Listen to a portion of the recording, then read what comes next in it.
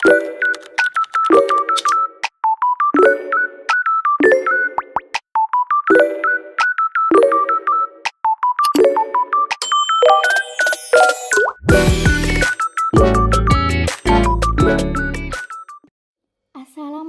warahmatullahi wabarakatuh.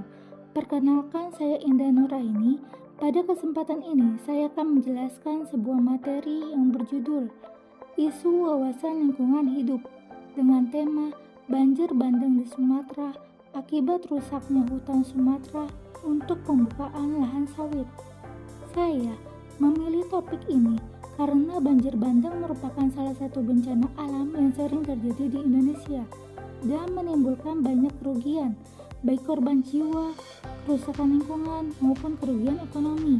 Salah satu penyebab yang diduga memperparah terjadinya banjir bandang adalah kerusakan hutan akibat alih fungsi lahan, termasuk untuk perkebunan kelapa sawit. Oleh karena itu, penting bagi kita untuk memahami hubungan antara aktivitas manusia dan keseimbangan lingkungan, agar kita semakin sadar akan pentingnya menjaga kelestarian hutan. Saya berharap presentasi ini dapat menambah wawasan dan meningkatkan kepedulian kita semua terhadap pentingnya menjaga kelestarian alam demi kehidupan yang lebih baik. Demikian pembukaan dari saya. Selanjutnya, saya akan mulai memaparkan materi. Selamat menyaksikan. Slide yang pertama tentang wawasan isu lingkungan hidup. Wawasan lingkungan hidup adalah pemahaman komprehensif mengenai ekologis bumi yang saling berkaitan tentang perubahan iklim, polusi, degradasi lingkungan, kerusakan alam, dan penipisan sumber daya alam. Wawasan lingkungan hidup juga sering diartikan sebagai lingkungan hidup. Lingkungan hidup adalah sistem yang terdiri dari ruang antara makhluk hidup dan komponen abiotik lainnya, seperti air, tanah, dan udara. Komponen lingkungan hidup dibagi menjadi dua jenis. Komponen biotik, makhluk hidup seperti hewan, tumbuhan, dan manusia, dan komponen abiotik, benda tak hidup. Interaksi antara komponen-komponen ini membentuk ekosistem yang dinamis dan saling mempengaruhi, sehingga keseimbangan lingkungan harus dijaga untuk mendukung kehidupan. Slide yang kedua tentang isu lingkungan utama global dan Indonesia. Contoh isu lingkungan global. Yang pertama, perubahan iklim dan pemanasan global. Perubahan iklim dan pemanasan global. Hal ini dilandasi dengan adanya hutan gundul dan pembangunan-bangunan seperti gedung dan rumah-rumah bertingkat yang tidak menyisakan daerah resapan air dan ruang terbuka hijau. Yang kedua, deforestasi dan kerusakan hutan. Deforestasi dan kerusakan hutan. Kerusakan hutan ini biasanya disebabkan oleh kerusakan manusia itu sendiri dengan membuka lahan seperti lahan sawit dan lahan pertanian lainnya yang merusak hutan. Dengan rusaknya hutan, maka sebagian alam akan rusak. Yang ketiga, pencemaran limbah. Yang keempat, masalah sampah dan mikroba. Masalah sampah dan mikroba. Masalah sampah menjadi masalah global. Dapat dibuktikan setiap tahunnya laut dunia tertutup sampah. Bahkan sampah tersebut diperkirakan seluas satu pulau. Yang kelima, penurunan keanekaragaman hayati. Penurunan keanekaragaman hayati. Penurunan keanekaragaman hayati menjadi permasalahan bagi lingkungan hidup. Kurangnya hutan sebagai rumah alami bagi setiap makhluk hidup. Slide yang ketiga tentang pengertian keragaman hayati. Dalam isu wawasan lingkungan hidup, tidak lengkap kalau kita tidak membahas keragaman hayati. Sebelum kita memasuki materi selanjutnya, kita akan membahas tentang pengertian keragaman hayati. Keragaman hayati adalah segala bentuk kehidupan di bumi mencakup beberapa jenis tumbuhan, hewan, jamur, dan mikroorganisme serta ekosistem tempat mereka tinggal. Slide keempat tentang banjir bandang di Sumatera akibat rusaknya hutan Sumatera karena pembukaan lahan sawit. Pada beberapa bulan kemarin, Indonesia khususnya Pulau Sumatera dilanda banjir bandang. Banjir terbesar ini terjadi karena berkurangnya tutupan hutan akibat pembukaan lahan, termasuk perkebunan kelapa sawit yang mengurangi kemampuan tanah yang menyerap air. Banyak keanekaragaman hayati yang hilang seperti satwa yang habitatnya terancam akibat banjir bandang Sumatera. Yang pertama itu ada gajah Sumatera. Nama lain dari gajah Sumatera adalah Elapas maximus sumatranus. Gajah Sumatera ini ada hewan yang terancam punah di hutan liar, hanya tersisa 2000 ekor di alam liar. Yang kedua itu ada harimau Sumatera. Nama lain dari harimau Sumatera adalah Panthera tigris sumatrae. Harimau Sumatera memiliki ukuran tubuh besar untuk ukuran harimau. Harimau ini di alam liar tersisa 1300 sampai 1500 ekor. Yang ketiga itu ada badak Sumatera. Nama lain dari badak Sumatera adalah Dicerorhinus sumatrensis. Badak Sumatera. Badak ini adalah badak bercula dua yang hanya ada di Sumatera. Badak ini hanya tersisa 1000 ekor dalam liar. Yang keempat itu ada orangutan Sumatera. Nama lain dari orangutan Sumatera adalah Pongo abeli. Orangutan Sumatera adalah spesies kera besar yang hanya ditemukan di Pulau Sumatera, Indonesia.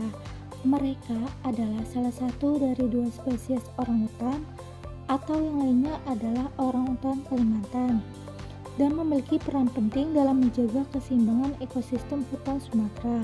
Yang kelima itu ada kelinci belang Sumatera. Nama lain dari kelinci belang Sumatera adalah Nesolagus netseri. Kelinci belang Sumatera juga dikenal dengan nama kelinci Sumatera telinga pendek atau kelinci belang Sumatera. Adalah jenis kelinci liar yang hanya dapat ditemukan di hutan tropis di pegunungan Bukit Barisan di Pulau Sumatera, Indonesia. Yang keenam itu ada kuau raja. Nama lain dari kuau raja adalah Argusianus argus.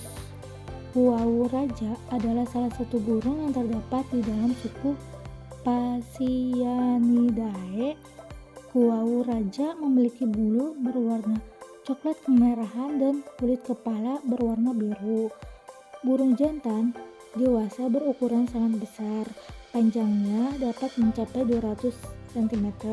Di atas kepalanya terdapat jambul dan bulu tekuk berwarna kehitaman.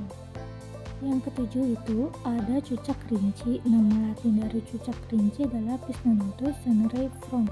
Cucak rinci adalah spesies burung dari suku Pisnonotidae dengan genus Pisnonotus. Memiliki tubuh berukuran 18 cm, berwarna coklat zaitun dengan bulu bercoretkan putih mencolok. Sayap dan ekor berwarna hijau zaitun dengan jambul lebat dan agak membulat. Yang kedelapan itu ada Poksai Sumatera. Nama latin dari Poksai Sumatera adalah Garrulax bicolor. Poksai Sumatera merupakan anggota famili Leotricidae. Dulunya dianggap sebagai subspesies dari Poksai jambul putih atau G. leucolopus, tetapi tidak seperti spesies tersebut. Bulu Poksai Sumatera berwarna coklat kehitaman dan putih. Hewan ini endemik di hutan dataran tinggi di Pulau Sumatera, Indonesia, yang terancam oleh hilangnya habitat dan penangkapan untuk perdagangan satwa liar. Yang terakhir itu ada Tohtor Sumatera. Tohtor Sumatera adalah burung endemik Sumatera, termasuk dalam 18 burung paling langka di Indonesia. Burung Tohtor Sumatera didaftar sebagai satwa kritis, yakni status konservasi dengan keterancaman paling tinggi. Diduga populasinya tidak mencapai 300 ekor. Tanaman endemik yang habitatnya terancam akibat banjir bandang Sumatera. Selain binatang langka yang mati akibat hilangnya hutan akibat banjir bandang Sumatera, hutan Sumatera juga terancam kehilangan tanaman endemik, yang mana tanaman adalah penyumbang oksigen terbesar. Tanaman tersebut antara lain, yang pertama itu ada bunga bangkai. Bunga bangkai adalah tumbuhan endemik yang terkenal dengan ukuran besar dan bau yang menyengat. Bunga ini menarik perhatian banyak orang dan menjadi simbol keanekaragaman hayati Sumatera. Yang kedua itu ada Rafflesia arnoldi. Rafflesia arnoldi dikenal sebagai bunga terbesar di dunia.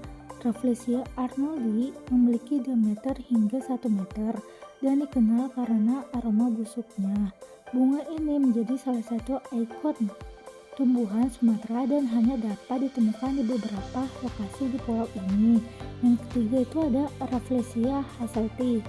Rafflesia hasselti adalah jenis bunga Rafflesia yang langka dan dilindungi. Bunga ini hanya bisa ditemukan di beberapa daerah di Indonesia. Ciri khasnya adalah berwarna merah darah dengan bercak putih di kelopaknya. Bunga ini tidak memiliki akar, batang, maupun daun. Yang keempat itu ada pohon cempaka wangi.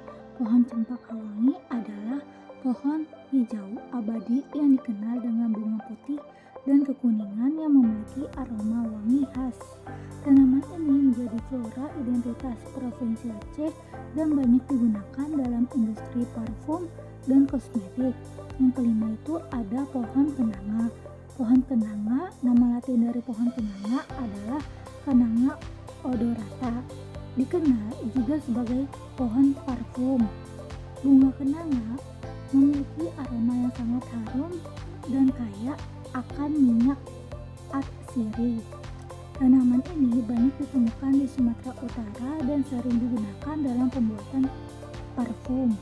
Yang terakhir itu ada pohon nibung. Nama latin dari pohon nibung adalah Onco spermatigillarium. Nibung adalah jenis palem liar yang tumbuh di rawa-rawa dan menjadi simbol persatuan bagi masyarakat Riau. Pohon ini memiliki makna khusus dalam budaya lokal dan sering digunakan dalam berbagai upacara adat. Slide ke-10 tentang penyebab bencana alam Sumatera. Penyebab rusaknya alam Sumatera ada dua faktor. Yang pertama faktor alam, yang kedua itu faktor manusia. Faktor alam penyebabnya adalah Indonesia adalah negara yang berada di garis khatulistiwa.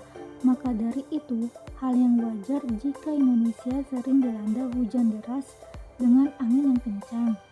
Faktor manusianya, terkadang keserakahan manusia menjadi bencana tersebut lebih parah, melakukan pembalakan hutan secara berlebihan yang akhirnya membuat hutan gundul dan hilangnya daerah resapan air. Maka dari itu terjadilah bencana alam yang parah. Slide ke-11 itu ada dampak dari pembalakan liar. Yang pertama itu ada bencana alam, yang kedua itu ada perubahan iklim dan pemanasan global, yang ketiga itu ada hilangnya keragaman hayati, yang keempat itu ada kerugian ekonomi dan sosial. Slide terakhir itu ada kesimpulan. Kesimpulan dari materi ini adalah hutan merupakan salah satu penghasil oksigen terbesar serta berperan penting dalam menjaga keseimbangan ekosistem dan siklus air. Maka dari itu, sudah sepatutnya kita sebagai warga negara juga seharusnya ikut andil dalam melestarikan hutan agar tidak terjadi lagi bencana besar yang dapat merugikan seluruh makhluk hidup. Demikianlah pemaparan yang dapat saya sampaikan mengenai banjir bandang di Sumatera akibat rusaknya hutan untuk pembukaan lahan sawit. Dari pembahasan yang telah dipaparkan, dapat kita pahami bahwa kerusakan hutan tidak hanya berdampak pada hilangnya keanekaragaman hayati, tapi juga meningkatkan resiko terjadinya bencana alam, seperti banjir bandang. Oleh karena itu, diperlukan kesadaran dari seluruh pihak, baik pemerintah, perusahaan, maupun masyarakat, untuk menjaga kelestarian hutan dan memanfaatkan sumber daya alam secara bijaksana agar keseimbangan lingkungan tetap terjaga. Saya berharap materi yang telah saya sampaikan dapat menambah wawasan dan memberikan pemahaman pada kita semua mengenai pentingnya menjaga hutan sebagai salah satu penyangga kehidupan. Semoga setelah presentasi ini kita dapat lebih peduli terhadap lingkungan dan ikut berperan dalam menjaga kelestarian alam demi masa depan yang lebih baik. Saya menyadari bahwa dalam penyampaian materi ini masih terdapat kekurangan. Oleh karena itu, saya sangat mengharapkan kritik, saran maupun pertanyaan yang membangun agar saya dapat memperbaiki dan menambah pengetahuan saya di kemudian hari. Terima kasih telah meluangkan waktu untuk mendengarkan pemaparan materi saya dengan baik. Mohon maaf apabila terdapat kesalahan dalam penyampaian maupun isi materi. Sekian pemaparan materi saya yang berjudul Isu Lingkungan Hidup. Waalaikumsalam warahmatullahi wabarakatuh.